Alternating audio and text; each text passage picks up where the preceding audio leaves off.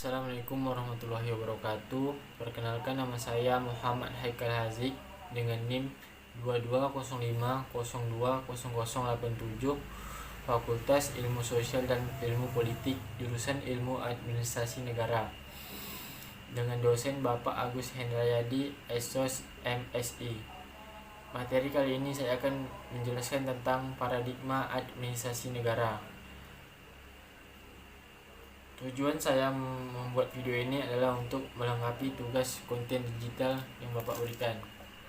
Saya akan menjelaskan materi tentang paradigma administrasi negara. Pada masa awal perkembangannya, ilmu administrasi negara memiliki pandangan dari beberapa ahli administrasi negara. Para ahli ilmu administrasi negara menciptakan paradigma yang menjadi ciri-ciri administrasi negara. Ada 5 paradigma dalam ilmu administrasi negara yang diungkapkan oleh Nicholas Henry dalam bukunya. Kelima paradigma itu antara lain: paradigma dikotomi politik administrasi negara tahun 1900 sampai 1926, dan yang kedua paradigma prinsip-prinsip administrasi negara tahun 1927 sampai 1937. Yang ketiga paradigma administrasi negara sebagai ilmu politik tahun 1950 sampai 1970. Yang keempat paradigma administrasi negara sebagai ilmu administrasi tahun 1956 sampai 1970. Dan yang kelima paradigma administrasi negara sebagai administrasi negara tahun 1970 sampai sekarang. Baik, menjelaskan tentang paradigma 1, dikotomi politik administrasi negara tahun 1900 sampai 1926. Waktu yang menandai periode paradigma 1 adalah dipublikasikannya buku yang ditulis oleh Frank de Getno dan Leard de Witt. Di dalam buku Politik Administration tahun 1900, Getno berpendapat bahwa ada dua fungsi yang berbeda dari pemerintah politik. Menurut Getno, harus berhubungan dengan kebijakan atau berbagai masalah yang berhubungan dengan tujuan negara. Sedangkan administrasi harus berkaitan dengan pelaksanaan kebijakan tersebut. Dengan demikian, yang menjadi dasar pembeda adalah pemisah kekuasaan. Hasil paradigma 1 memperkuat pemikiran dikotomi politik atau administrasi negara yang berbeda dengan menghubungkannya dikotomi nilai atau fakta yang berhubungan. Sesuatu yang dipelajari oleh para ahli administrasi negara dalam lembaga eksekutif akan memberikan dan legislatif keilmiahan dan kevaltuan administrasi negara sebagai studi pembuatan kebijakan publik menjadi tujuan para ahli politik. Saya akan menjelaskan tentang paradigma 2, prinsip-prinsip administrasi negara tahun 1927 sampai 1937. Para ahli administrasi negara diterima baik oleh kalangan industri maupun kalangan pemerintah selama tahun 1930-an dan awal tahun 1940-an. Karena kemampuan manajerialnya atau fokus bidang ini, yaitu keahlian dalam bentuk prinsip-prinsip administrasi negara, bertambah luas. Fokus administrasi negara berlaku dimanapun, karena prinsip adalah prinsip dan tetap administrasi.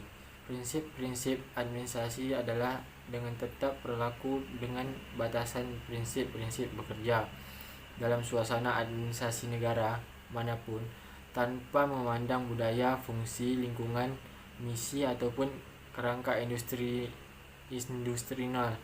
serta tanpa pengacuan prinsip-prinsip tersebut dapat diterapkan dimanapun juga dengan berhasil. Menurut Simon, suatu paradigma administrasi negara yang berlaku seharusnya memiliki dua macam ahli administrasi negara yang bekerja secara dan saling memberi dorongan, yaitu memusatkan perhatian pada perkembangan ilmu administrasi murni yang berdasarkan pada dasar-dasar psikologi sosial secara seksama, dan kelompok lainnya yang lebih memutuskan perhatian pada pembuatan kebijakan umum. Simon menghendaki agar ilmu murni ditunda dulu karena ada gangguan dalam masalah post-RB, yaitu mengenai dasar dari pencakupan ilmu murni.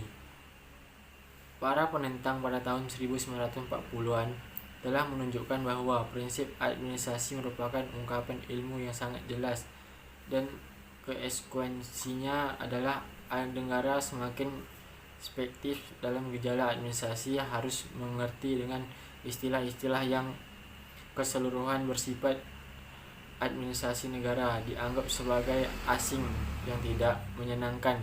Ketiga, karena dirasa sebagai bebas nilai diikuti bahwa ilmu administrasi secara logis akan melarang ahli administrasi dengan dari apa yang mereka rasa sebagai sumber masalah, teori politik, normatif, dan kepentingan umum dan keseluruhan aneka macam nilai kemanusiaan. Baik, selanjutnya paradigma 3, yaitu administrasi negara sebagai ilmu politik tahun 1950 sampai 1970.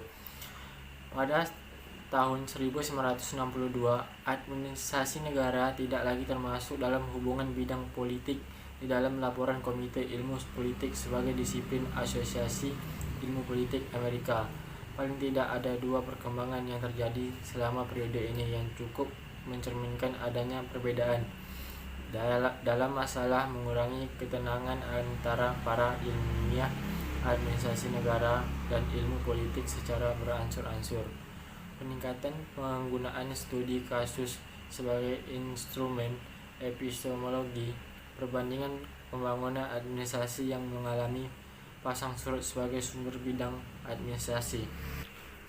Menurut terminologi Ring, perbandingan administrasi negara yang bersifat empiris, normatis, ekologi, dan lebih kurang faktual dan ilmiah dapat digeneralis, sistematis, dan non-prokolilik. Selain dalam perbandingan administrasi negara juga mempunyai masalah disiplin ilmu. Ada berbagai permasalahan integrasi konseptual. Tekanan berasal dari administrasi negara dan dari ilmu politik. Administrasi negara mempunyai dua perbedaan. Bidang yang lebih besar, nyata, dan jelas dipagari batas budaya. Administrasi negara mempunyai banyak kesamaan. Ilmu-ilmu yang mendasarkan pada pendekatan tingkah laku pada umumnya yang mengandung 4 pemikiran pokok.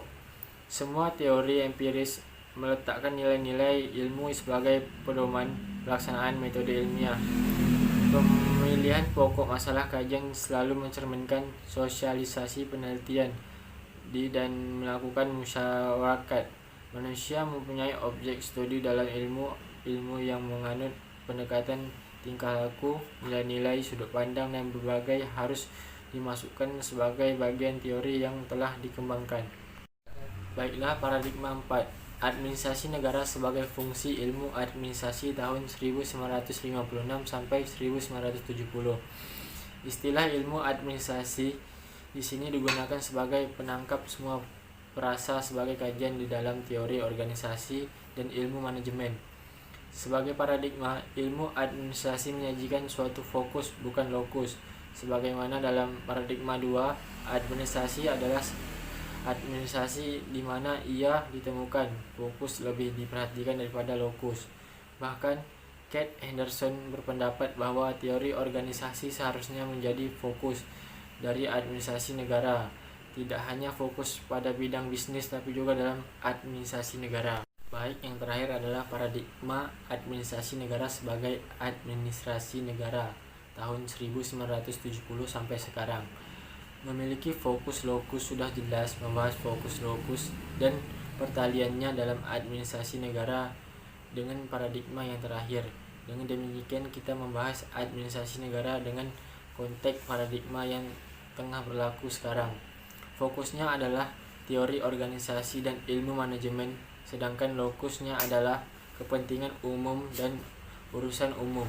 Ini akan membahas administrasi negara telah tumbuh sebagai bidang ilmu tersendiri.